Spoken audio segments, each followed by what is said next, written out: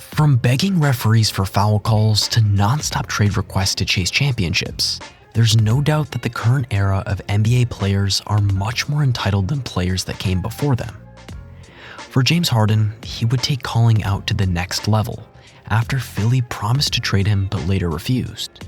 Morey is a liar, and I will never be a part of an organization that he's a part of. Although some would consider Harden's actions as fair, considering that this would be Harden's third trade request in just over 3 years, valid questions surrounding his character come to light. Regardless, in addition to championship culture, on the opposite end of the spectrum in the modern NBA, there are also many players who don't really care about basketball at all, rather the lifestyle it provides. Enter Ben Simmons.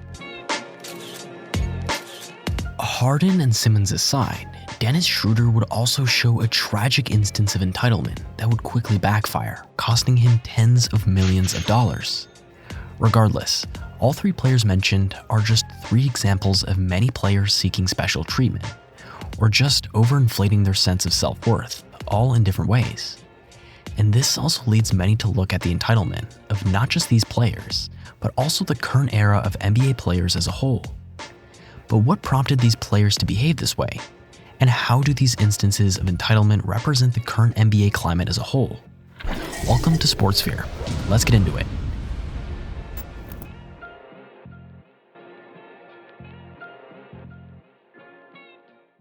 After the completion of the 2011-2012 season, as the 6th man of the year, Harden showed signs of wanting out of Oklahoma City Thunder. And after OKC refused to match Houston's offer of $60 million over 4 years, Harden would say goodbye to the team that drafted him. This experience taught Harden the lesson that the NBA was just a business, and the Thunder couldn't necessarily afford to pay Harden what he deserved, considering he was the 3rd star behind Kevin Durant and Russell Westbrook. What are some of the things that you've learned along the way? I learned it's a business. I've learned it's a business. After being recruited by ex-Houston Rockets president Daryl Morey and traded to Houston, Harden would show out, having record-breaking regular season scoring performances.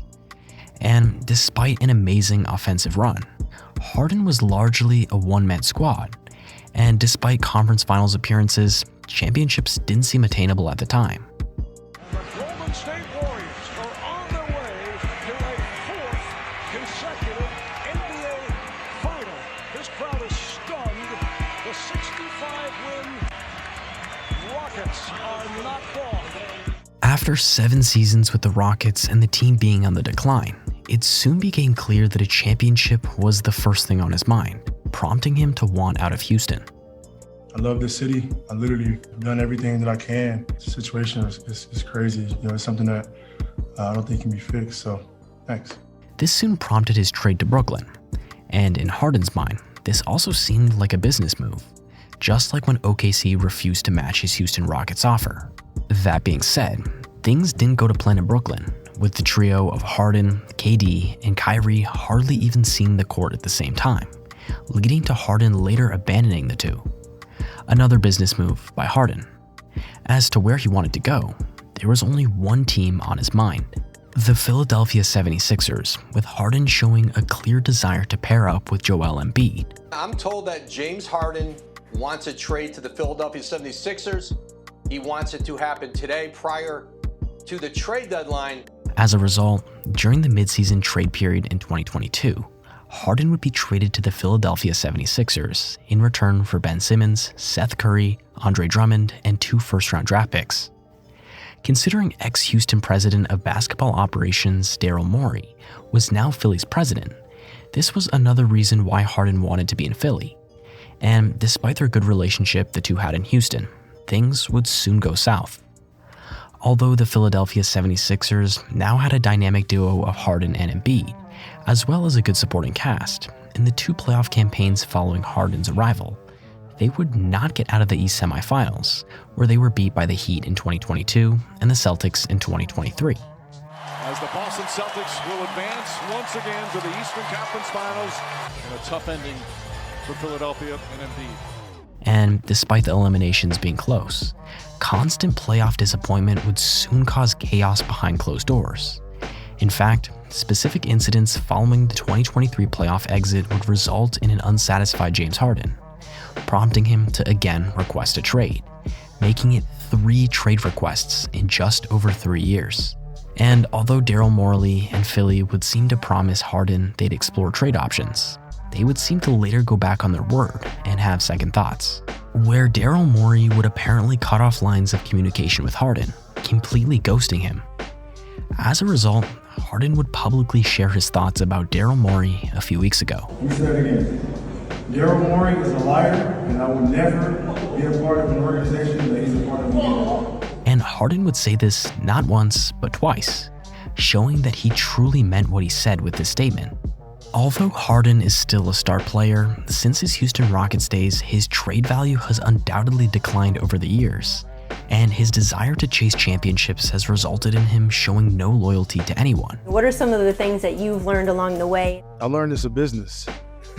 Anyways, he now likely has an overinflated self-worth where many would consider his recent antics acts of entitlement and diva-like behavior.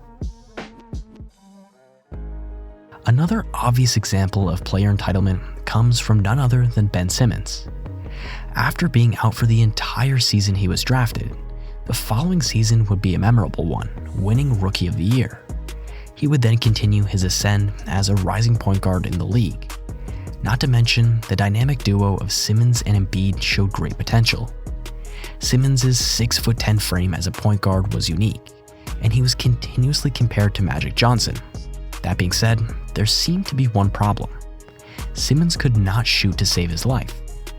But considering his young age, this didn't seem to raise many concerns at the time, and his potential still seemed sky high. Ben Simmons is a jump shot away from being considered one of the top 5 players in the world.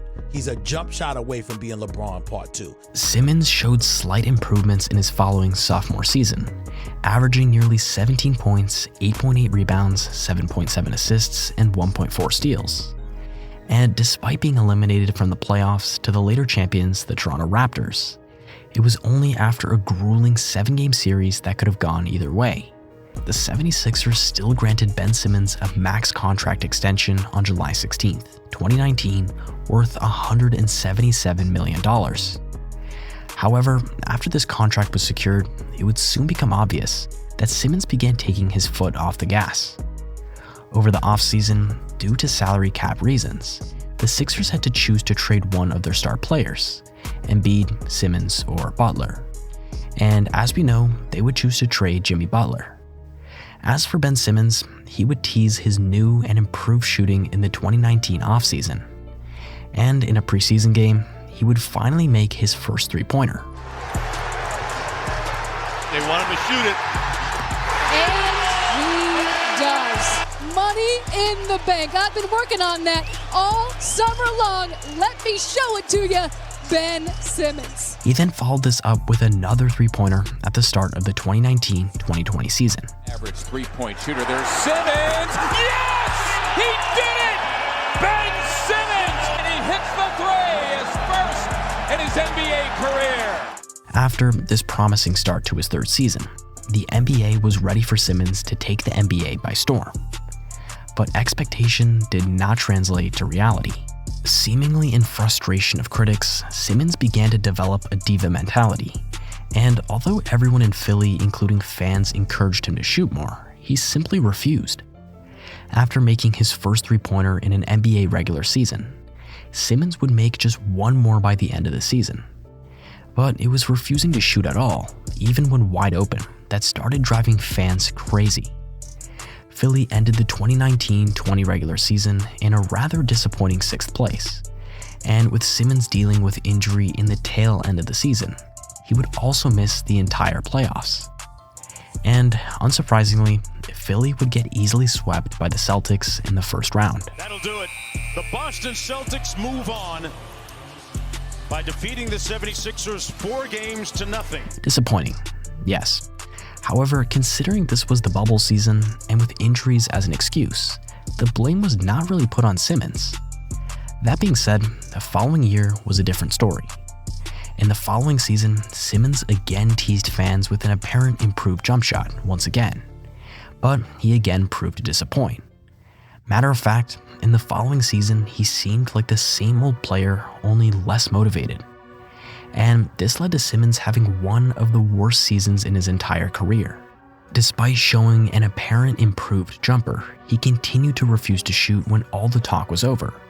And this was the season the Simmons hate began skyrocketing.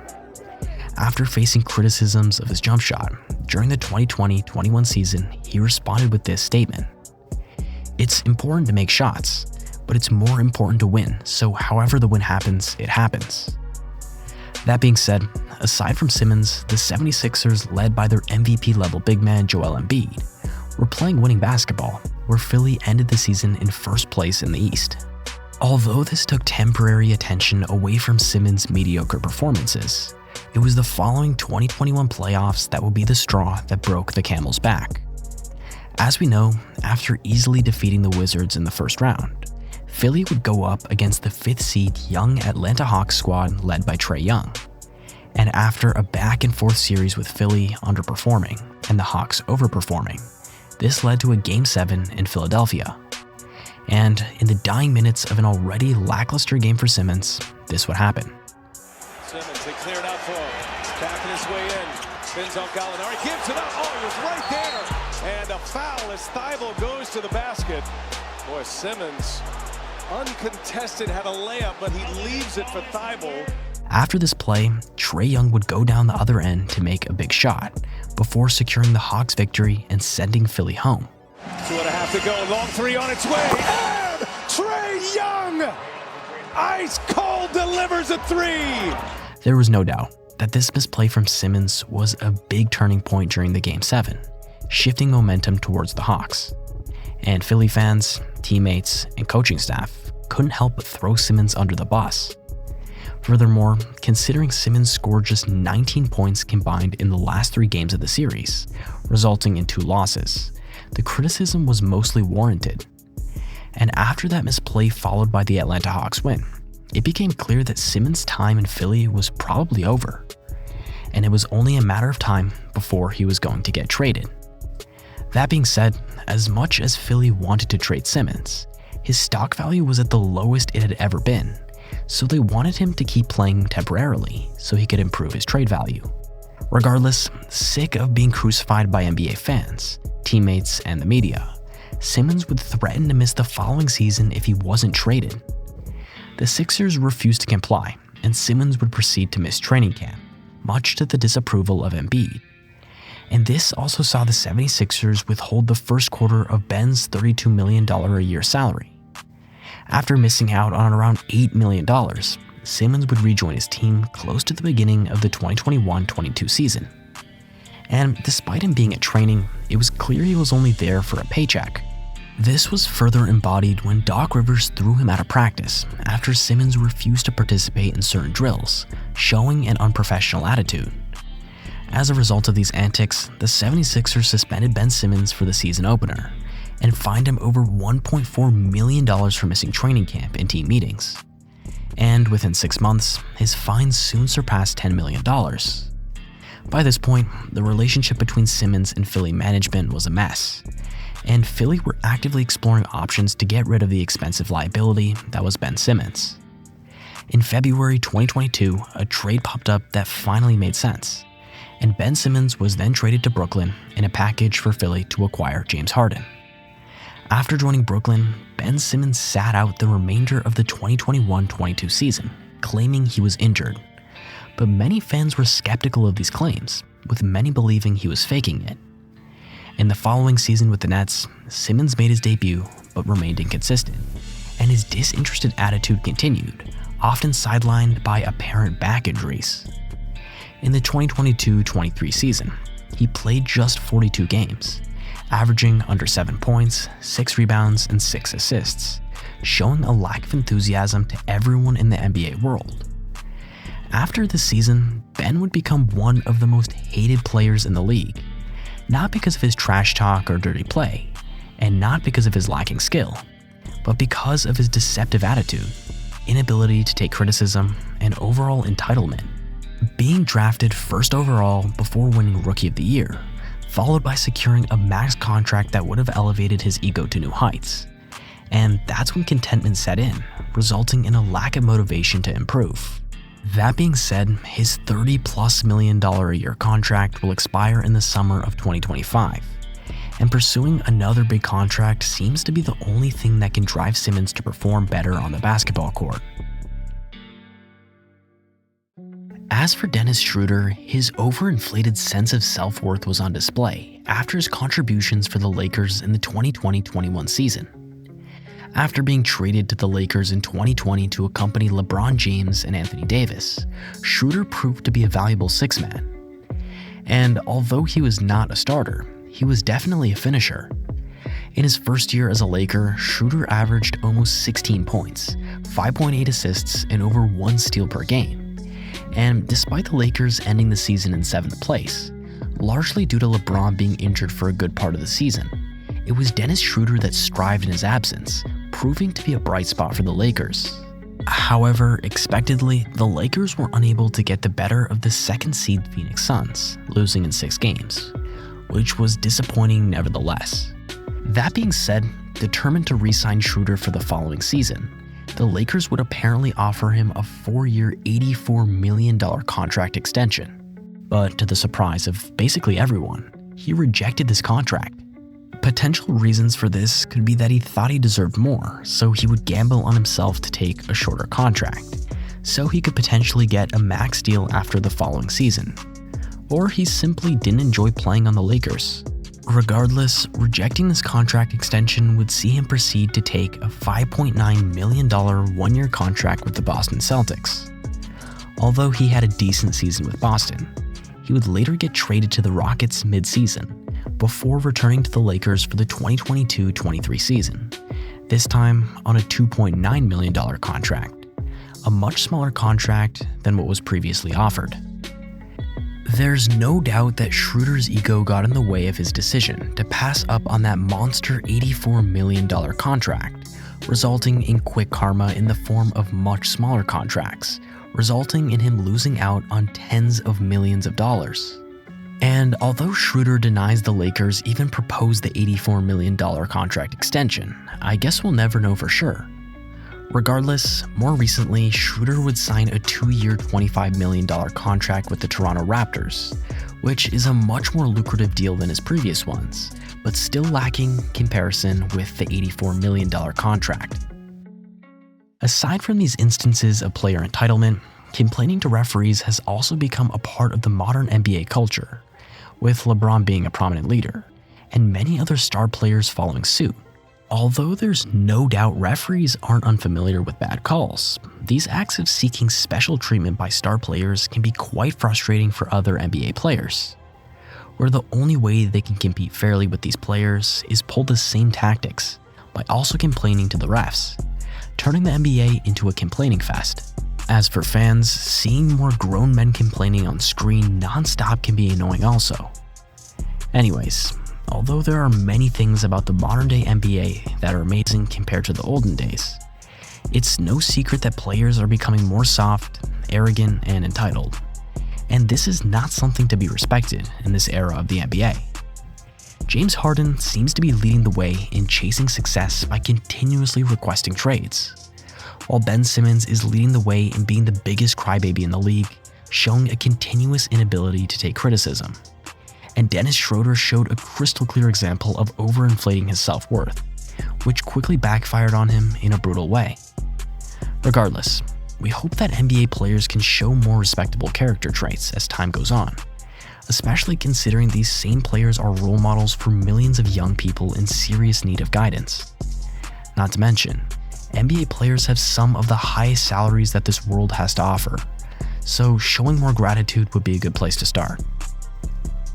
Thanks for watching SportSphere, and we'll see you in the next video.